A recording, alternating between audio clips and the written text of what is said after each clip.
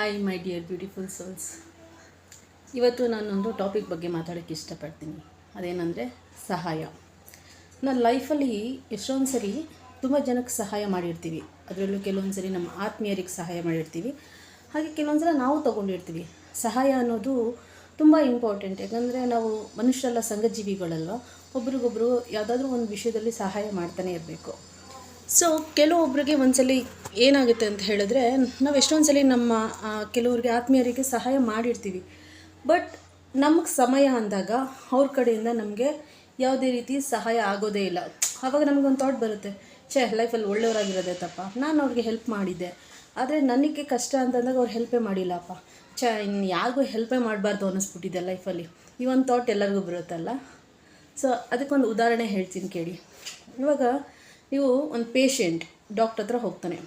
Doctor ಹತ್ರ ಹೋದಾಗ doctor treatment ಕೊಡ್ತಾನೆ ಅಲ್ವಾ. ಆವಾಗ ನಾವು ಕ್ಯೂರ್ ಆಗ್ತೀವಿ, ಮನೆಗೆ ಬರ್ತೀವಿ, ನಮ್ಮ ಹೆಲ್ತ್ ಎಲ್ಲ ಚೆನ್ನಾಗಾಗುತ್ತೆ. ಬಟ್ ಅದೇ ಒಂದು ಡಾಕ್ಟರು ಅವ್ರಿಗೆ ಹೆಲ್ತ್ ಅಪ್ಸೆಟ್ ಆದಾಗ ಆ ಪೇಷೆಂಟ್ ಹತ್ರ ಹೋಗ್ತಾರಾ ಟ್ರೀಟ್ಮೆಂಟ್ಗೆ? ಅವ್ರು ಹೋದ್ರೂ ಆ ಟ್ರೀಟ್ಮೆಂಟ್ ಮಾಡೋ ಕೆಪಾಸಿಟಿ ಆ ಪೇಷೆಂಟ್ಗಿದೆಯಾ? ಅಥವಾ ಯಾವುದಾದ್ರು ಒಂದು ಕಾಮನ್ ಮ್ಯಾನ್ ಹತ್ರ ಹೋದಾಗ ಡಾಕ್ಟರ್ಗೆ ಟ್ರೀಟ್ಮೆಂಟ್ ಮಾಡೋ ಅಷ್ಟು ಕೆಪಾಸಿಟಿ ಆ ಕಾಮನ್ ಮ್ಯಾನ್ಗಿದೆಯಾ?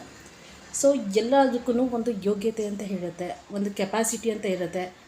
ಸೊ ಒಂದು ಒಳ್ಳೆ ಮನಸ್ಸಿರಬೇಕು ಅಂತಂದರೆ ಒಂದು ಒಳ್ಳೆತನ, ಒಂದು ದೊಡ್ಡತನ, ಒಂದು ವಿಶಾಲ ಮನೋಭಾವ ಎಲ್ಲರಿಗೂ ಇರೋದಿಲ್ಲ. ಸೊ ನಿಮ್ಮಲ್ಲಿ ಒಳ್ಳೆತನ ಇದ್ದರೆ ನಿಮ್ಮಂಥ ಡಾಕ್ಟರ್, ನಿಮ್ಮಂಥದೇ ವ್ಯಕ್ತಿತ್ವ ಇರುವಂಥವ್ರು ಇನ್ನೊಬ್ಬರು ಯಾರು ಇದ್ದೇ ಇರ್ತಾರೆ ನಿಮಗೆ ಸಹಾಯ ಮಾಡೋಂಥವ್ರು. ಅಂಥವ್ರನ್ನ ದೇವ್ರು ನಿಮಗೋಸ್ಕರ ಕೊಟ್ಟಿರ್ತಾರೆ. ಸೊ ಯಾರಿಗೂ ಸಹಾಯ ಮಾಡೋದನ್ನ ಬಿಡಬೇಡಿ, ಮಾಡ್ತಾಯಿರಿ. ನಿಮ್ಮಂಥವ್ರು ನಿಮಗೋಸ್ಕರ ಇದ್ದೇ ಇರ್ತಾರೆ. Thank you.